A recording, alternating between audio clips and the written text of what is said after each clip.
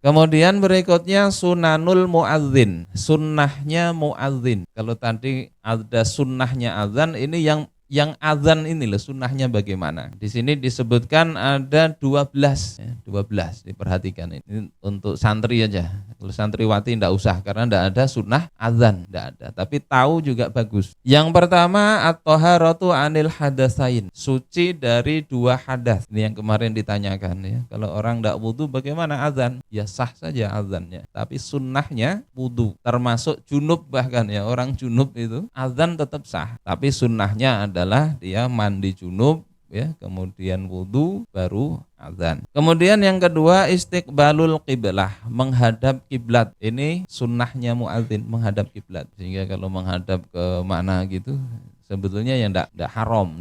Yang ketiga as-siwak, bersiwak dulu, yakni sebelum azan ya, bukan saat azan siwakan ya.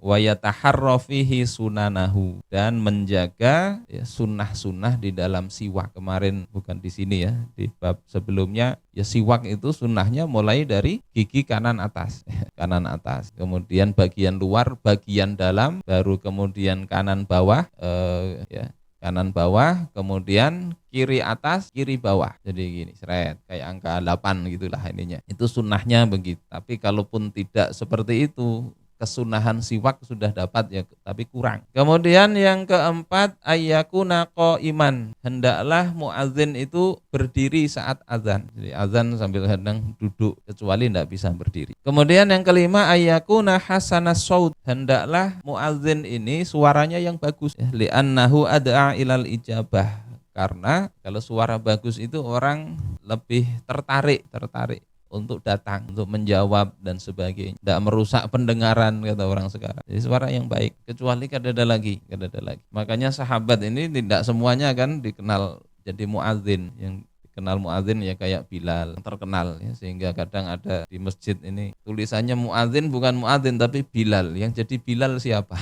Karena terkenalnya Bilal sebagai muadzinnya Rasulullah Shallallahu Alaihi Wasallam. Walaupun kita baca setelah wafatnya Rasul itu Bilal tidak kuat lagi azan, tidak bisa baca wa asyhadu anna Muhammadar Rasulullah, itu tidak sampai hati itu, nangis beliau. Jadi tidak kuat lagi, tidak mau azan beliau. Kemudian yang keenam ayyakuna adlan, muadzin itu mestinya orang yang adil. Adil di sini bukan pelaku dosa besar, bukan pelaku dosa kecil yang terus menerus itu hilang keadilan. Bukan misalnya ya, orang yang dituduh pendusta misalnya, maka jangan. Cari orang yang adil, yang dia terjaga perbuatannya dari kemaksiatan yang besar. Kemudian yang ketujuh ayyakuna aminan, muadzin ini mestinya orang amanah, likai yathiqa fihin nas, sehingga masyarakat itu percaya kepada muadzin. Kalau orangnya ini enggak amanah ya, dikasih investasi hilang ya, minjam itu cangkal,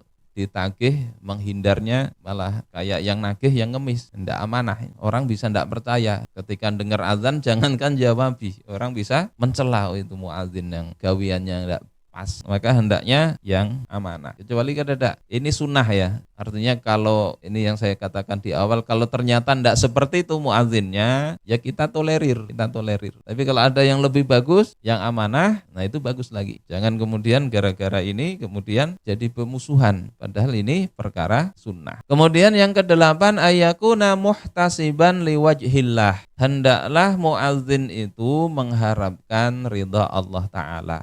Ay la ya'khudhu alaihi ujratan, yakni muadzin itu tidak mengambil upah. Sunnahnya begitu, tidak minta upah. Kalau diupahi gimana? Ya tidak apa-apa, tapi kesunahannya tidak dapat. Kenapa begitu? Karena ada sebuah hadis dari Ibnu Abbas radhiyallahu anhuma, bahwasanya beliau mengatakan man adzana sab'a sinin muhtasiban, siapa yang azan selama 7 tahun, jadi tukang azan. Kemarin kita bahas mana yang lebih afdal, muadzin atau imam. Sebagian ulama mengatakan muadzin lebih afdal dari imam, sebagian mengatakan imam lebih afdal dari muadzin. Siapa yang azan 7 tahun, jadi tukang azan, muhtasiban maknanya taliban li thawabin la lil ujroh. Azannya itu karena mengharapkan pahala dari Allah, bukan mengharapkan upah dari manusia. Makanya kalau tidak diakati itu tidak upah namanya ya.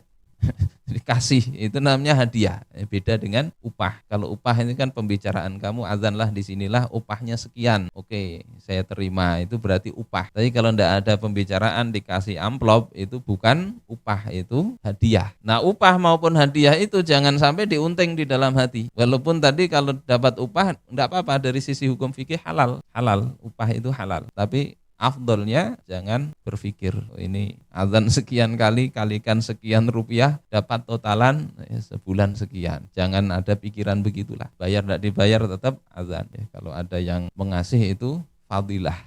Diterima silahkan, tidak diterima ya tidak apa-apa. Atau diterima dikasihkan untuk yang lain. Nah, azan 7 tahun kutibat lahu bara'atum minan nar. Riwayat Imam At-Tirmidzi dan Ibnu Majah. Maka ditetapkan baginya terbebas dari api neraka. Amalannya apa? Azan. Tentunya catatannya seperti yang saya katakan sebelumnya, pekerjaan-pekerjaan lain juga bagus. Ini azan aja sholat nggak ada.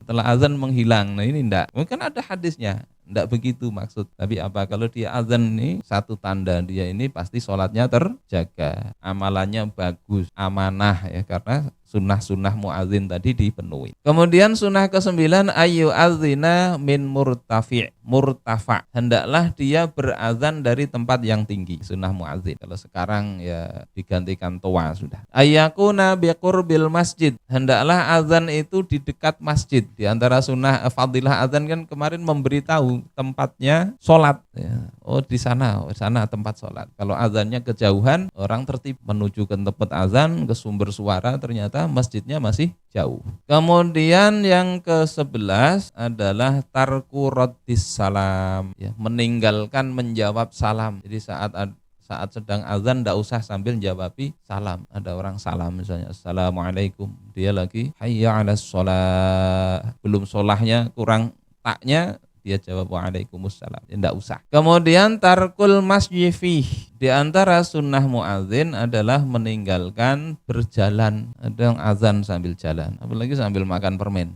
Nah ini di antara sunnah-sunnahnya azan. Bukan azan, muadzin. Ada 12 tadi.